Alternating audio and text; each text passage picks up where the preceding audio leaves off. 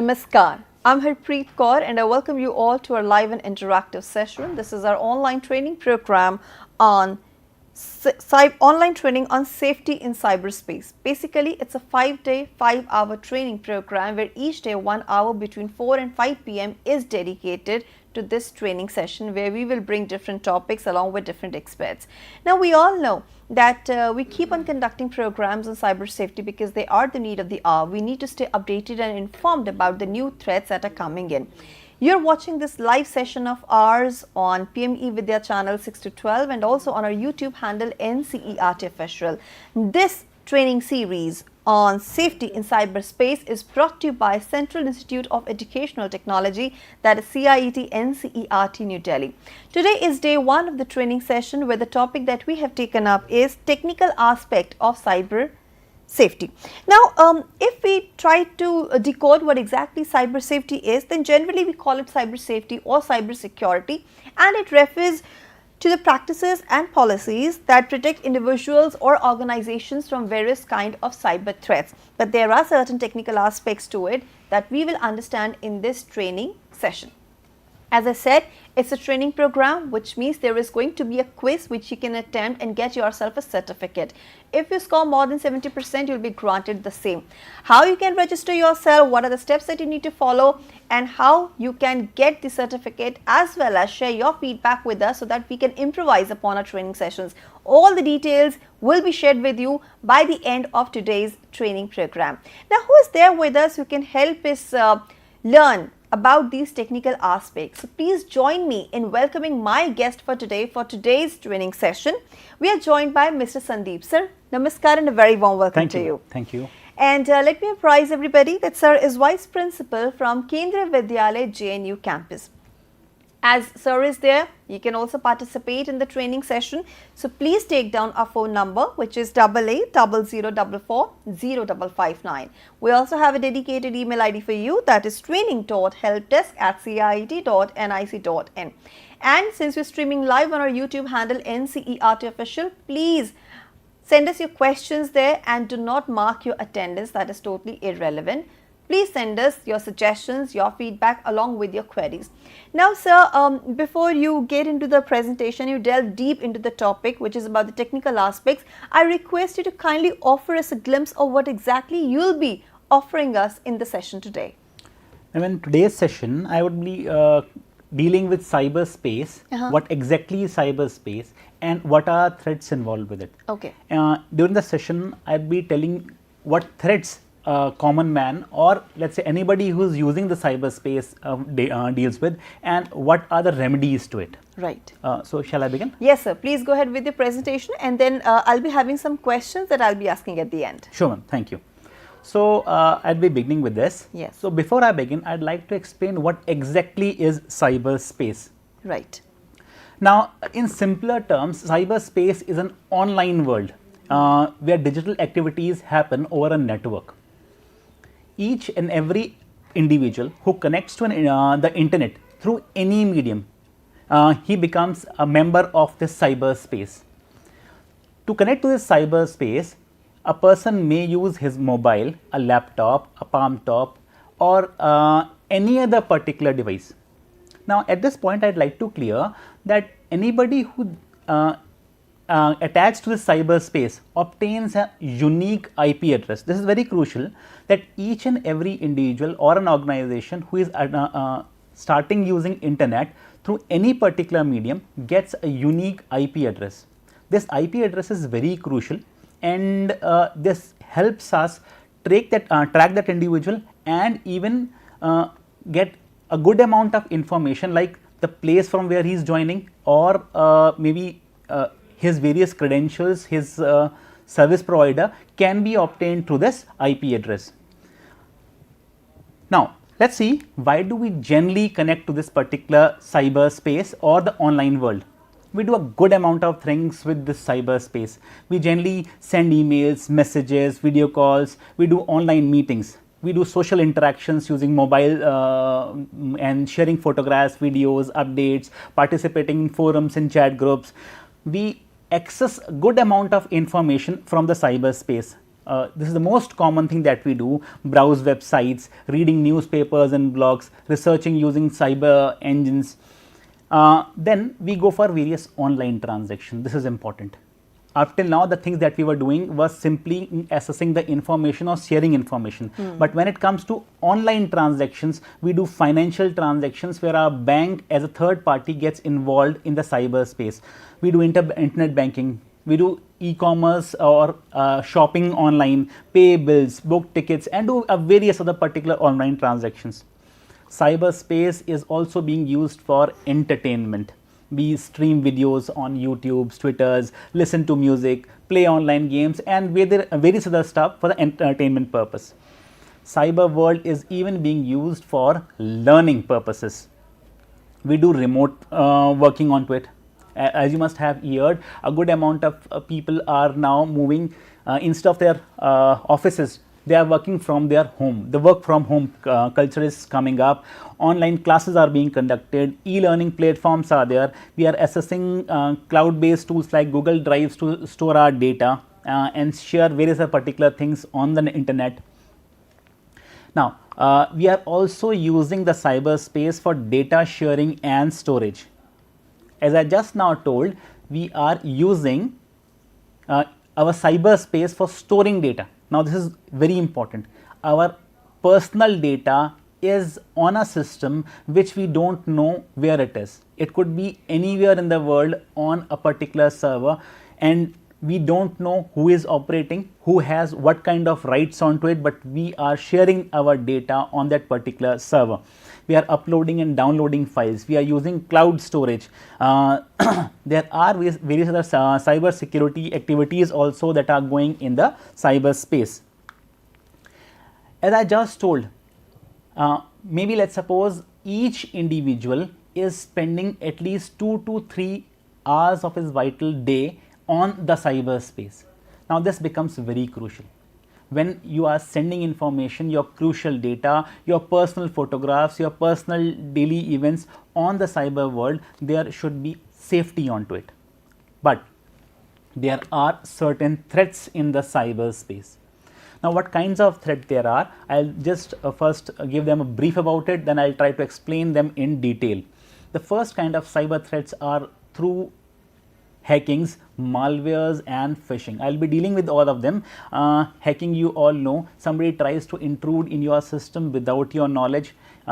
They may access a part of your website, may change those particular content. Malwares are a set of softwares that sometimes are good in the purpose, but in the majority terms, the malwares try to harm your system. Then we have certain privacy risks. There are data breaches, tracking and surveillances, financial risk.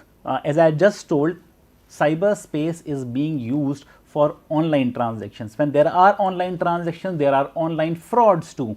There are identity thefts, scams like fake schemes come up on the internet. People become a victim to these fake scheme, invest their money, and let's say after 3 to 4 months they find there is nothing in their bank accounts. Investment frauds are there, lottery scams are there. So there are various financial risks also involved with the cyberspace. Now, there are some social and psychological risks also involved with this. There is cyberbullying, addiction. People do get addicted to the cyber world. They started using maybe let's suppose a particular social website, and just out of fun they started working onto it. But after some few days or a few weeks, they are so addicted that they need some half of their day in that particular website itself. There are some technical risks also associated with it. Let's suppose a system crashes, a lot of data stored on that system is erased, and a good amount of our efforts gets wasted. So, on one side, cyberspace is a part of our life. On the other hand, you see there are equal amounts of threats associated with it. Sometimes the threats are simple enough, they don't bother us much. But on the other hand, there are threats that may not only take financial losses, they may give financial losses to us, but they sometimes may spoil the complete life of an individual. There are scams where individuals getting affected by the cyber world committed suicide. Their life was at stake. So let's try and see what are these threats in a little more detail. I'll first focus on phishing attacks.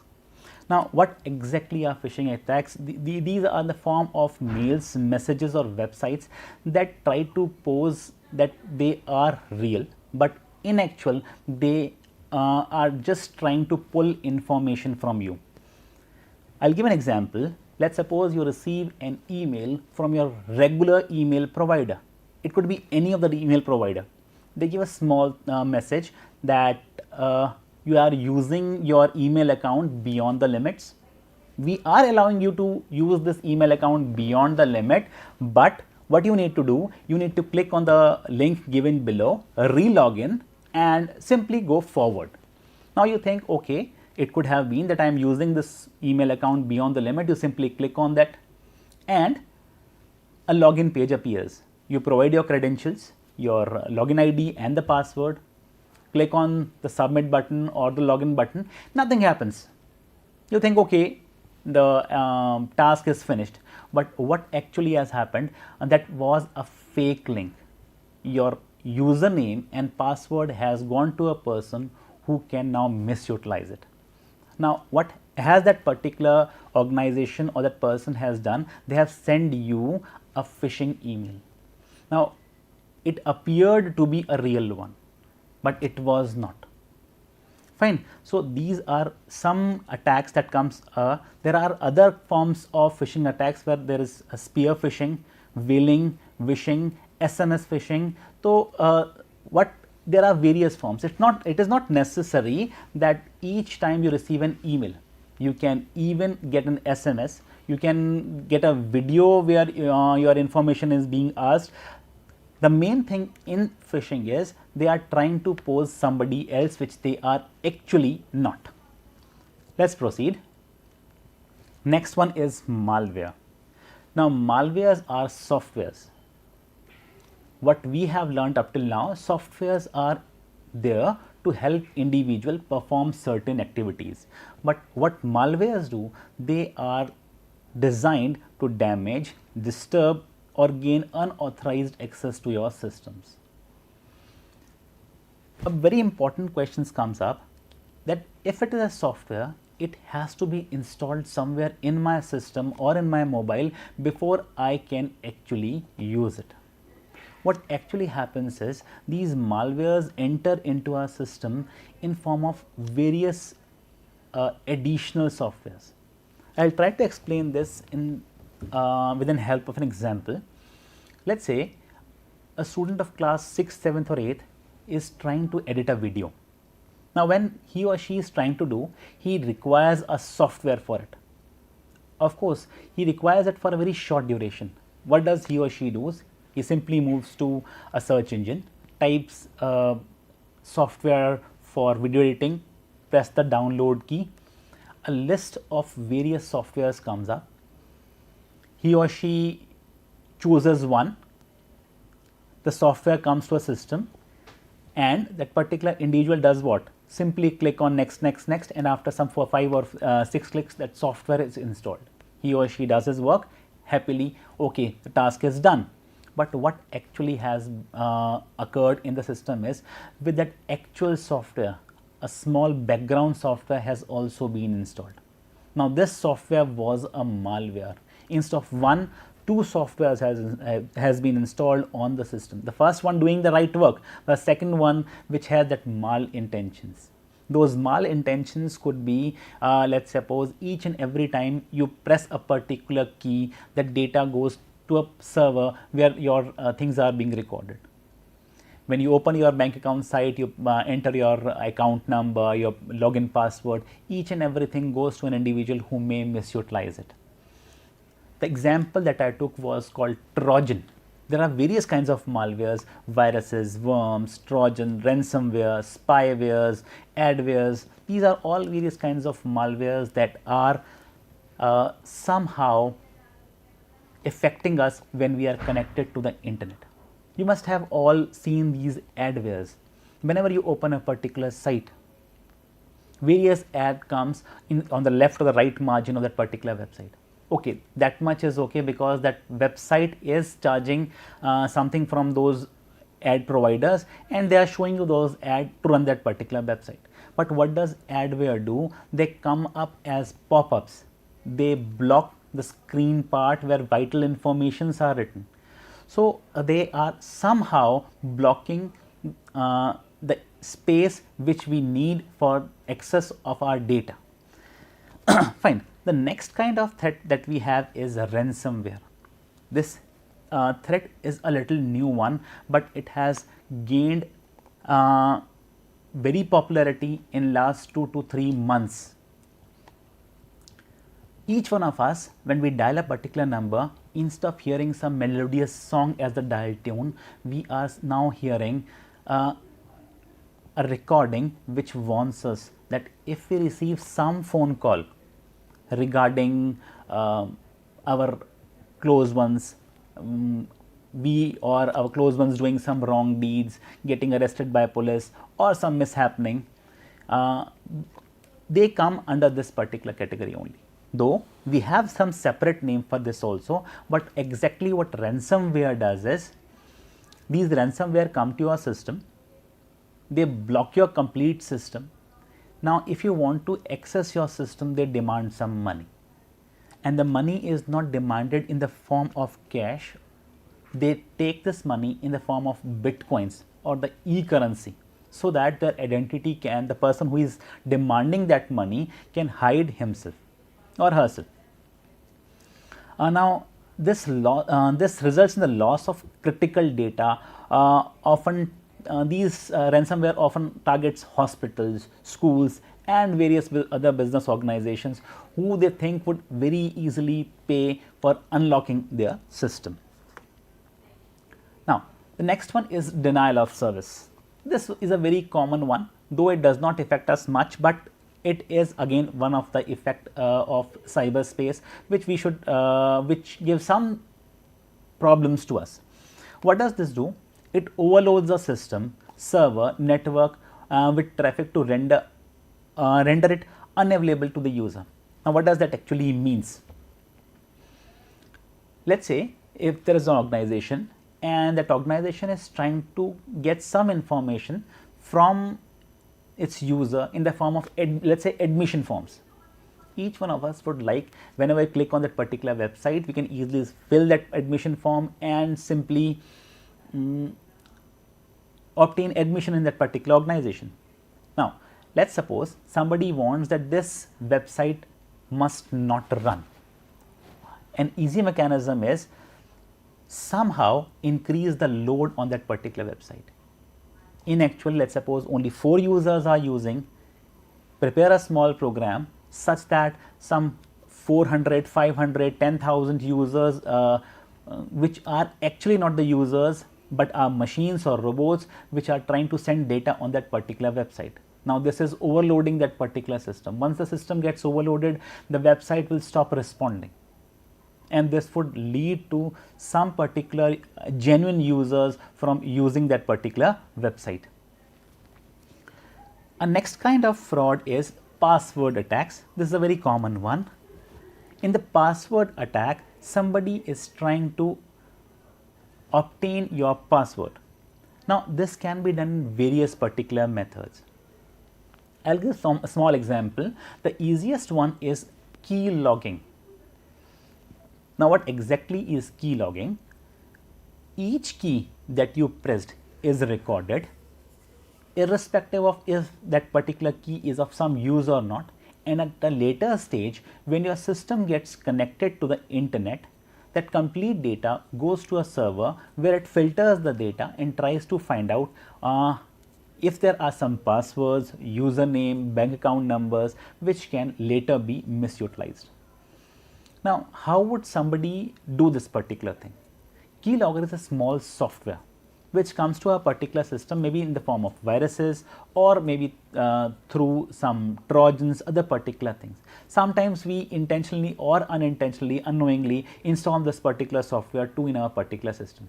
This gets hidden. Though it is working in the background, we don't see this particular software working. Each key pressed either through mouse or through the keyboard gets recorded, and the data is sent to a particular remote server. So, this was some mechanism of password attacks. You yourself can understand the importance of passwords, though they serve as a locks and a particular key. Imagine if your password is with somebody, he or she can misutilize it. Okay, now let's move on. The insider threats. We generally try to neglect this particular thing. Whenever we are working in a particular organization, we always presume that the persons who are working with us, all the persons that are working with us must have some integrity with that particular organization, and they will not perform any malicious activity. They will not share our passwords, pins, or any particular thing with persons who are not a part of that organization. But this is not the fact. There could be few who, because of any particular problem or any other particular, maybe some because of some financial benefits or any particular thing, may share the vital information of the organization, which may include passwords, pins, keys of routers, etc., to persons who may misutilize it. So, each organization must keep a check on this particular thing also, that there are no insider threats which may harm the security of the network of that particular organization. It is not always necessary that if a person has shared a particular thing with an outsider, he may do so knowingly or sometimes even unknowingly. I will give a small example. Let us suppose if you find a pen drive somewhere on the road, what will you do? You will simply pick that pen drive and then try to see if that particular pen drive is in working condition or not. And for that particular thing, you will inject that particular pen drive either in your system or your maybe let us suppose office system. At some point, your personal system would also get connected to your office system. Maybe you install that particular pen drive in the office system. A small software moves from that particular pen drive to your office system, and that small software may harm the complete security of the of your office system or your organization system. So, in this particular case, that individual did nothing wrong. He had no malintentions associated with that particular thing. He simply found that particular pen drive, injected that particular pen drive or attached that particular pen drive in a system just to check if it is working or not, or maybe just to see if he could find the name of the owner inside it by seeing some photographs or the volume label name. But that small attaching of the pen drive in a particular system may lead to a complete security loss of the organization's cyberspace. Okay, let us proceed. Now, a very critical and important thing. How do we know if our security is compromised? Now, this is very important.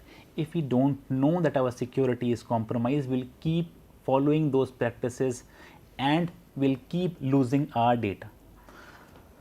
The first thing is unusual device activity. Example, you are using a laptop or a palm top and you see that it is taking some extra time to boot up. What actually is happening is there are certain softwares that are automatically getting activated each time you are booting your system. Now, this was an unusual activity which we may have ignored. Maybe that laptop has gone old, its memory is full, or the RAM is not working properly, and that is why the software is taking time. But there could be other reasons too. There are certain additional softwares that are getting loaded each time the system is booting.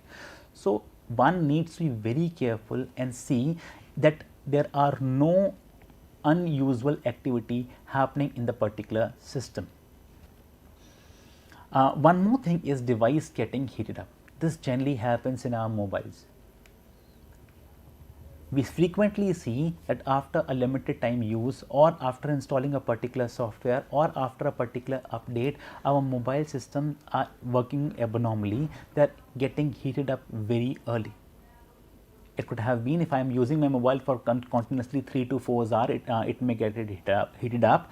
But in other case, if you have just made 2 or 3 phone calls, played a small game, listened to a particular music, and still if your phone is getting heated up, that means there are certain additional softwares which are working in your system. There are certain additional apps which are taking undue advantage of the permissions that you have given to your mobile, and that is causing additional heating in your mobile phone. This can even happen in other devices like laptops or your computer system. This is one very important factor that helps us to know if there are some additional or unusable softwares in our particular system. The other one is slow performance. Now this is very much evident. If there's one system, you are working only one application into it, it will work fast. But if there are multiple applications which are working in the background, that would slow the performance. Generally, we don't have much multiple applications running. There could be some OS applications running in the background, but there are additional softwares that are running, additional apps that are running, that for some malicious activity, they will result in the slow performance of your system. There could be some account issues also that will help us know that our security is compromised. This can be explained with a small example. Let's suppose you have a username and a password. You frequently use that username and password to log in. Some particular day, you receive a message that your password was changed some 3 days back, or your password has been blocked. Why such a thing must have happened? Because you are using that username and password frequently, you know that you have not changed it, and there are no reasons to block it. If you simply ignore it, you may be at threat. This could have happened because somebody who knows your account and a part of your password may have attempted to log in into your account multiple times, and the security associated with that particular website or that particular service may have blocked your account. So if you see any unusual activity in your account while logging in, while logging out, or in the logs of your account, you should get suspected and try to see the exact reason why such a thing has happened. Now, there are certain security software alerts also. Generally, with an operating system, we install an antivirus software. Initially, the antivirus software were for only one thing: preventing viruses entering our system, or if by some means virus has entered, to remove those viruses from the system. But nowadays, antivirus softwares are two strong softwares. They serve the purpose of firewalls, they serve the purpose of removing viruses, they even serve the purpose of tracking your activity on the browsers while using the internet, that you are using legitimate sites and there are no malicious activity going in your system. If your this security software sees such an activity, they'll definitely provide you certain amounts of warning. Please do not overlook these warnings. They may be very helpful to you at a later stage when by using these warnings you have saved your crucial data or your private information. Now, one more thing: phishing attacks or emails from unfamiliar senders asking for relogin, etc. I have already explained this particular point in the previous part of this particular session only. Now, one very crucial thing which I must point out here only: how would somebody know that if a particular email that is there in my inbox is a proper email or a particular phishing email? This is very crucial. Now, this can be easily identified by very carefully reading that email account. A person who is trying to pose somebody would use a particular name, but just by changing few spellings or some words into it. For example, they may change the domain. Instead of gmail.com, they may use gmail.com. They may create some accounts which may look original but are not original. So you can very easily detect these by just simply checking those spellings or the words that are appearing in your email. You can even check the validity of these emails or these SMSs by looking on the logos or the monograms that they have used in their emails.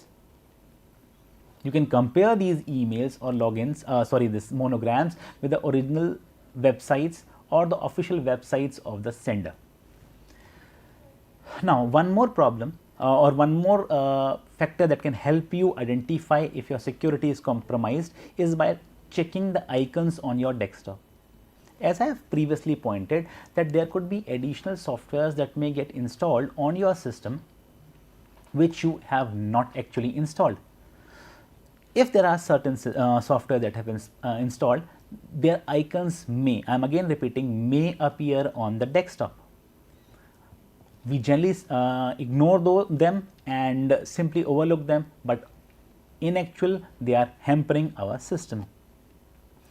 There could be chances that new plugins or extensions appear in our browser. Let's see what exactly plugins and extensions are. Our browser is one particular software that helps us navigate through the internet. It has certain functionality, but at a particular point we want this functionality to go beyond the actual task, that is just simply browsing the information. For this we install certain plugins. One must frequently keep on checking what plugins are there. If you sometimes see that there are plugins which you have not installed, that will give you a clear idea that your system is compromised and there is a potential threat in your system. So here you saw that there are various methods which can help us detect if our security of our device is compromised. Now for this particular thing, these are some hints only. They sometimes may give you that particular hint. At some particular point, these factors may even be absent. Now let's proceed. Once if we see that our system is compromised, the best way is to clean it. But there could be some mechanisms which can help us prevent a malicious software or the security threat enter into a particular system.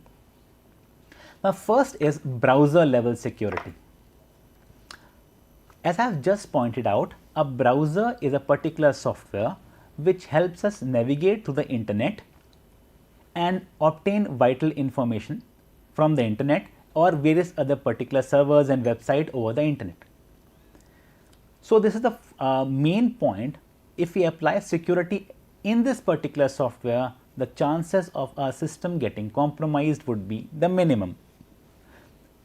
The first is prefer websites that uses HTTPS over websites that are using HTTP. I repeat, you have to prefer websites that use HTTPS protocol instead of websites that are using HTTP protocol, because HTTPS is a secured version that encrypts our data over the internet when it is being sent over the internet to your server. You can use Ignito tab or private tabs whenever needed. You can use trusted and secured browsers only. Go for some standard versions of browsers. There could be various browsers available on the internet. You may download it and use those, but there are potential threats in it. So always go for some secure browsers and limit browser extensions. I have already told you about extensions. These are additional software that are installed in the browser. So limit the use of extensions. Always enable pop-up blockers. That will always help you. They will increase the speed of your, not only increase the speed of your browsing, but will help you in safe browsing.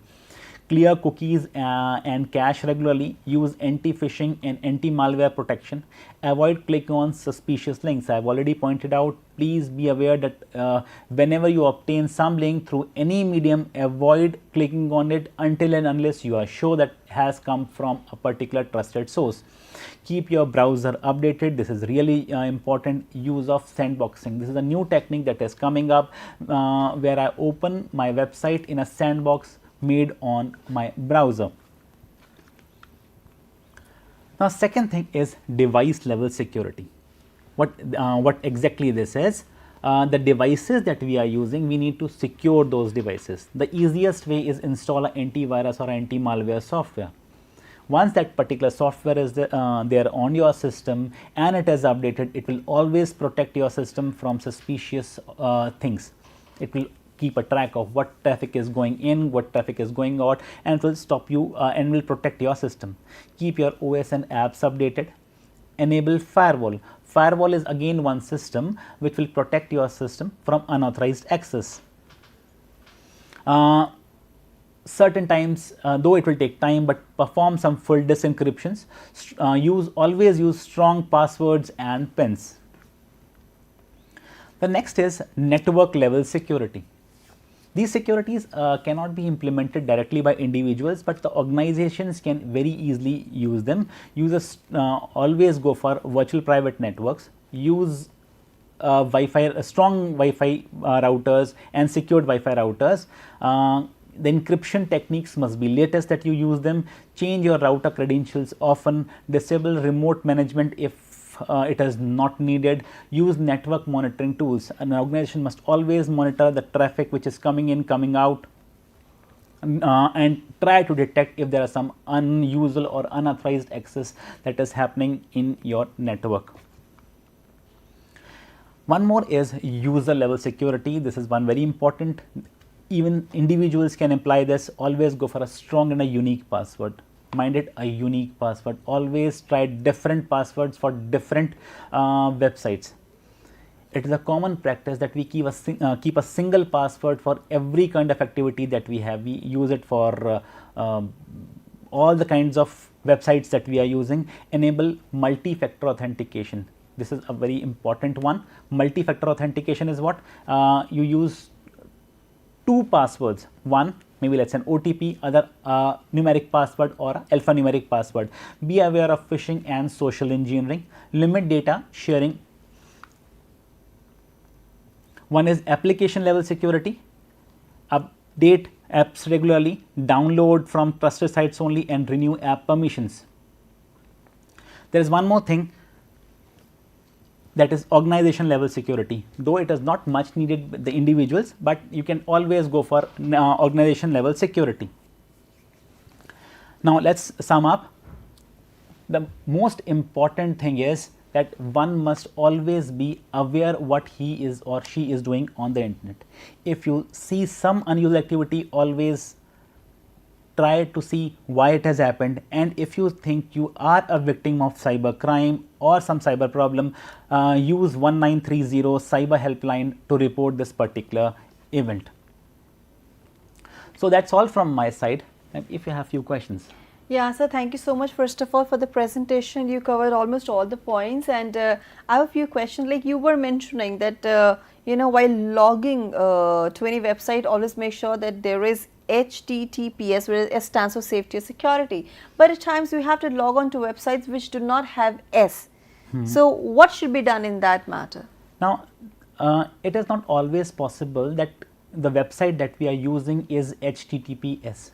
But whenever we are using a website or trying to browse on a particular website that is using HTTP protocol, make sure that we don't send some crucial information, our passwords or our bank account numbers on that particular website. Avoid using that website first of all, but if it is unavoidable, try avoiding sending crucial informations onto it. Be very cautious when you use. Make sure that website is legitimate and is for the purpose that we have made it. Right.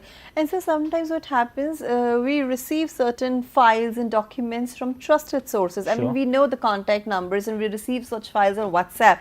But when we try to open that file, a message flashes that open it at your own risk, or the file must, might be containing some information that will probably put your phone at risk. Should we open that file when we know that it is coming from a trusted number?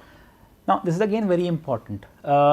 As I have told in my lecture also, that there are various things that can help us, and the most important one is being aware. When such a particular message that appears, that the file that you are opening might be harmful to your system or to the security of your system, make sure that it is coming from a trusted source. And if you are aware that it is coming from a trusted source, you may use it. Again, if you are using it, after you have used it, make sure that no abnormal activity is going in your system. Maybe you are opening a simple document.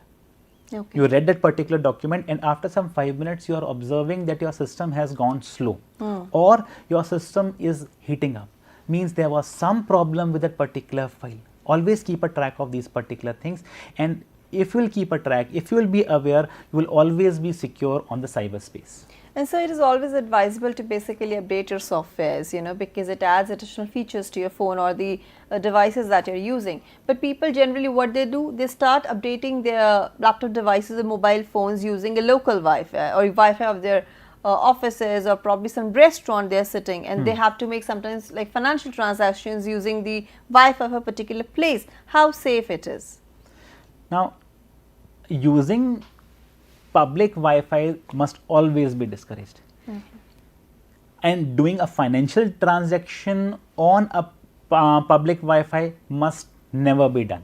Okay. Now, when it was that you are asking about updating your system, now updating the system is very crucial. It may happen that after updating your system starts behaving abnormally. This could have been because the patch that has come does not adapt to your system, though it has come from the original trusted source. Maybe you are using a particular phone, you tries to update its operating system, and it is coming from a legitimate source, but that patch that has been downloaded or has installed on your mobile phone may not have adapted your phone. This could have resulted in maybe loss of voice, your phone getting heated up, a slow performance. Now, if such a thing happen, the easiest thing is go to the system settings or consult a professional who may uninstall that particular update. But it is always suggested that your phone, your antivirus or your other softwares must always be properly updated. Right. They must be updated, and when they are updated, they must be updated from a secured source only. And so charging phones and laptop devices in metros or some other like places, like maybe in office using that USB, how is it safe? Is it advisable? No, it is not at all safe. Using an additional source which may take your information, which may crept in your particular device, is not at all advised. Right. And so, if we wish to change our cybersecurity policies at the organizational level, it takes a great deal. What are the challenges and how can we overcome them? Each organization has their own security policies. Okay. Now, if there are certain threats, that organization must always consider changing or replacing their policies. The main thing is that the data of the users or that organization must be safe.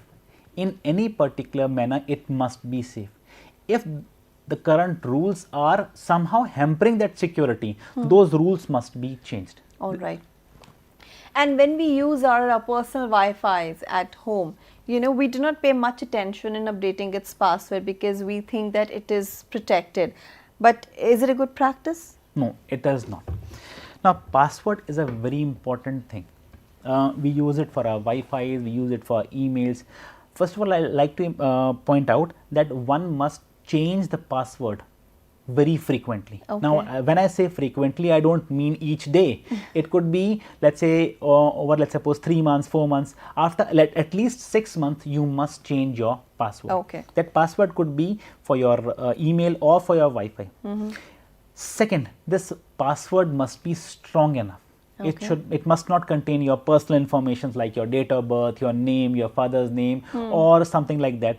And the most important thing, one must not share his or her password to anybody, even to the most trusted neighbor, to your family member. Avoid sharing your password. When your security is compromised, even government organization won't be able to help if your password was shared. Because we keep on distributing our passwords to our neighbors and friends at times. That, this must be avoided. Do this, all right.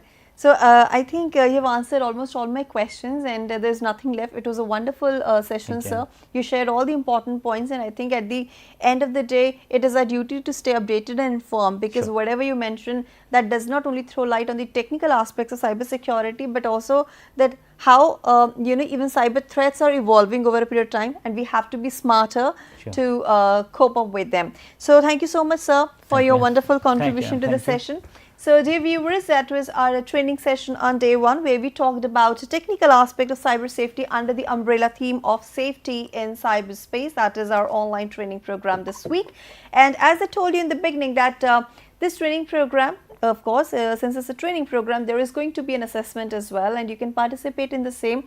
And how you can do that? So let me show you our website, and you have to log on to ciet.ncert.gov.in. That is our website. This is our homepage, and you have to go to the basically activities section and click on the workshop and training option. Scroll down and you will find this current activity going on, online training on safety in cyberspace.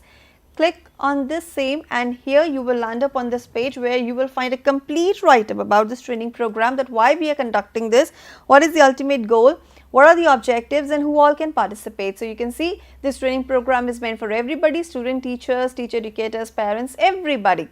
And objectives are also there. I told you it is very important to understand these risks and to stay updated, learn about all these legal safeguards that are there, so that they can help you. Now, there's also one more important thing. Right in the beginning, you will see the schedule. This is the entire 5-day schedule of the training program. Today was day 1, where we talked about technical aspect of cyber safety, and on day 2, that is tomorrow, we will be talking about psychological aspect of cyber safety, so forth and so on. Now, again, this is an important column. Whatever sessions we are doing, we are uploading their videos, recorded videos here, which you can use for later references, along with the name of the resource persons that we had in the studio and the title of the sessions. Now, the final and the most important step, how to participate. So you can register yourself for this training program by clicking on the link or scanning this QR code.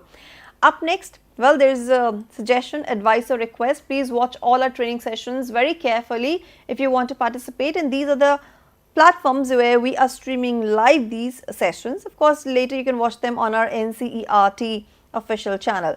Third step is to participate in the assessment and get yourself a certificate. Now, here are the details I have already shared. If you score more than 70% in the final assessment, you will be getting a certificate that you can download from Diksha profile page in 15 to 20 days. Lastly, you have to submit your feedback to us. We keep on sharing our email ID, training.helpdesk@ciet.nic.in. This is of course an email ID where you can share your feedback, suggestions, but otherwise also by the end of the training session, if you think that something was missing or you liked something, you share your feedback, submit your feedback with us, and that you can do by clicking on the link or scanning the QR code, and rest you can give us a call and share your feedback with us on a daily basis. We invite your suggestions, your participation as well. So with this, I am wrapping up the training session here, but before I exit the studio, some important updates are there for you. Let's start with Balpan Ki Kavita, which is a competition going on for students. Have a look. क्या आपको भी गीत, कविता पढ़ने, लिखने और गाने गुनगुनाने में रुचि है? तो आइए शिक्षा मंत्रालय भारत सरकार की एक अनूठी और सराहनीय पहल का हिस्सा बने तथा भारतीय भाषाओं और अंग्रेजी में लोकगीत और कविताएं भेजें। आप दिए गए लिंक पर अपनी रचनाएं अथवा किसी अन्य रचनाकार के गीत और कविताएं भेज सकते हैं। भारतीय भाषा कविता प्रतियोगिता के नियम आदि भी आपको इसी लिंक पर उपलब्ध होंगे। We wish you all the luck for the competition, and another important update, as I mentioned, that Textbooks for grade 4 and 7 are available now, and you can grab your copies from Amazon, Flipkart and NCERT official website.